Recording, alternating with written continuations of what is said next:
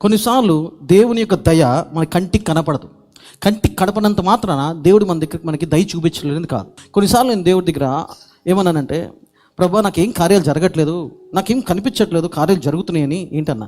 అలా కొన్ని రోజులు ప్రేయర్ చేస్తూ ఉన్నా, నాకు ఆన్సర్ రాలా దేవుడి దగ్గర నుంచి. కొన్నిసార్లు మన దేవుడు అనుకున్నప్పుడు మాట్లాడుతూ ఉంటాడు. చాలా జాగ్రత్తగా వినాలన్నమాట. సో ఒకసారి ఏమైందంటే, రాత్రిపూట పడుకున్నాము, లేకపోతే మా అబ్బాయి ఉన్నాడు, అప్పుడు 12-1 గంట అయిపోతున్నాయి, నాకు నిద్ర వస్తుంది. కానీ అక్కడ మా ఇంట్లో దోమలు ఉన్నాయి బాగా. అప్పుడు నాకు అనిపించింది, దోమలు మా చుట్టూతో ఉంటాం కదా, దోమల మధ్యలో మేము బతుకుతున్నాం అనిపించింది మాకు. అప్పుడు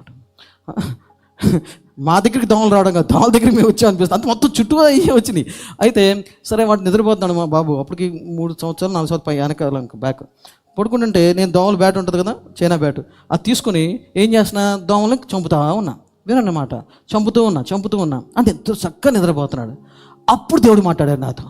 ఏమంటే, కిరణం, ఇన్నాళ్ళు నువ్వు ప్రార్థన చేసావు కదా నాకు, ఏం ప్రభా కంటికి కనపట్లేదు, ఆశీర్వాదాలు ఏం జరగట్లేదు, ఇంత చేస్తున్నా సరే ఏం జరగట్లేదు అంటున్నావు కదా, ఒక మాట చెప్పు అన్నారు. ఏమన్నారంటే, నువ్వు ఇప్పుడు మీ అబ్బాయికి నిద్రపోతున్నాడు, మీ అబ్బాయికి ఏమన్నా అవుతాయేమని, ప్రమాదం అవుతాయేమని, కొడతాయేమని నిద్రమా అనుకొని రాత్రంతా 1 గంట సేపు దాకా బ్యాట్ పట్టుకుని దోమలు కొడతానే ఉన్నావు. అవునా? అవును ప్రభా. రేపు పొద్దున్న లేచిన తర్వాత మీ అబ్బాయికి, నేను దోమలు కొట్టాను నాన్న, రాత్రంతా నీ పక్కనే ఉన్నాను చెప్తావా అన్నారు. చెప్పనన్నా. జీవితంలో ఇంకెప్పుడు నాకు తెలుసుద్దాను చెప్పపోతే అన్నాడు. తెలియదు ప్రభా అన్న. అలాగే నేను కూడా నీ కంటికి కనపడి, చెవికి వినపడని, నీకు తెలియచేయని అనేక కార్యాలు నీ వెనకాల చేస్తున్నా కాబట్టి ఈరోజు నువ్వు బతుకున్నావు అన్నాను. హల్లెలూయా. చంప మీద కొట్టక్కర్లా, ఈ మాట చాలు.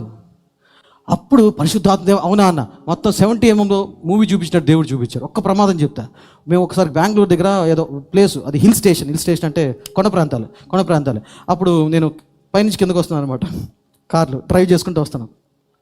చేసుకుని వచ్చినప్పుడు ఏమైందంటే, కొంచెం జారింది, స్లిప్ అయింది. ఓకే, ఈవినింగ్ ఇచ్చేస్తే నేను అప్పుడు దేవుడు ఏదో ఒక కార్యం జరుగుద్ది అన్నారు. ఏం కార్యం చెప్పలా. నేను అనుకున్నాను, రాత్రి అంతా వెయిట్ చేశాము, ఒక కార్యం కూడా జరగలేదు. ఏంటి ప్రభు ఏం జరగలేదు అనుకున్నా. జరిగినప్పుడు మన చర్చిలో ఒక ఆవిడ ఆ రోజు కరెక్ట్గా సాయంత్రం అలా ఫోన్ చేశారు.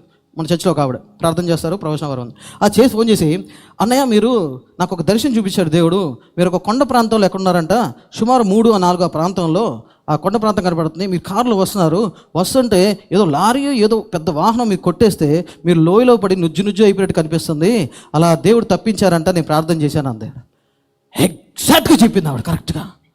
కొండ ప్రాంతం 3-4 లారీ వచ్చింది, నాకు తెలుసు, కొంచెం బ్రేక్ వేసేది, సైడ్కి వెళ్ళింది, లోయలో పడి చనిపోవాల్సింది, అది కాపాడాడు దేవుడు. అది ఆశీర్వాదమా కాదా? అప్పుడు అన్నాడు దేవుడు, మరి అలాంటిది ఇప్పుడు నమ్మలేకపోయేవాడిని, దేవుడు చెప్పినా కూడా నమ్మేవాడిని కాదు. ఒక విశ్వాసకి, ఆ విశ్వాసకి మేము ఎక్కడున్నామా, ఏ చోటన్నా తెలీదు, ఆ విశ్వాసకి చూపించి చెప్పినప్పుడు, అమ్మా అవును ప్రభా అది గొప్ప ఆశీర్వాదం కాదా అనిపించింది. అప్పుడు దేవుడు అన్నాడు, ఇలాంటి ఎన్నో తప్పించాను, మరి కనపడినంత మాత్రం మీ అబ్బాయిని అంత పట్టించుకుని దోమలు ఎక్కడ కొడుతున్నాయో అని నేను నిద్రమా అనుకుని రాత్రంతా బ్యాటింగ్ చేస్తున్నావు. మరి నీకే అంత ప్రేమ ఉంటే నీ కొడుకు మీద, నిన్ను పిలుచుకున్నవాడిని, నీ కోసం చనిపోయిన రక్తం కాల్చుకోండి, నాకెంత ఉంటుంది, ఇంకెప్పుడు మర్చిపోకన్నాడు. అమ్మో ఆ దెబ్బతో నీకు దండం ప్రభు, ఇంకెప్పుడు అన్నావు, నువ్వేం చేయట్లా, నువ్వు కామ్గా ఉన్నావు అని అన్న ప్రభా అనిపించింది. దేవుని దయ కొన్నిసార్లు కంటికి కనపడద్ది, కొన్నిసార్లు కడకపోవచ్చు.